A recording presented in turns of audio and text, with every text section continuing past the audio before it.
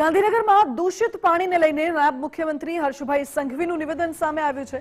કહ્યું છે કે જિલ્લા અને મહાનગરપાલિકા દ્વારા ટીમો બનાવવામાં આવી છે અને અત્યાર સુધીમાં 367 પાણીના સેમ્પલ ટેસ્ટ કરવામાં આવ્યા છે। દર્દીઓની સારવાર માટે 22 ડોક્ટરોની ટીમ બનાવવામાં આવી છે। દર્દીઓ અને તેમના સગા માટે ખાવા પીવાની વ્યવસ્થા પણ કરવામાં આવી છે।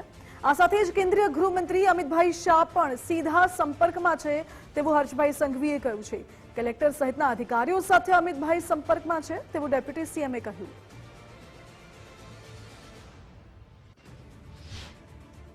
जिला में पूरी एक टीम बनाई गई है, महानगर पालिका द्वारा भी पूरी एक टीम बनाई गई है।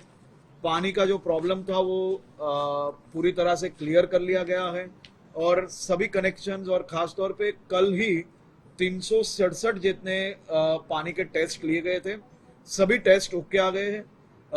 सभी मरीजों की देखभाल के लिए 22 डॉक्टरों की टीम बनाई है। इंसेंटिव स्पेशलिस्ट भी 3 लोगों को वहाँ पे रखा गया है। 5 एमडी की टीम भी 24 आवर्स वहाँ पे है।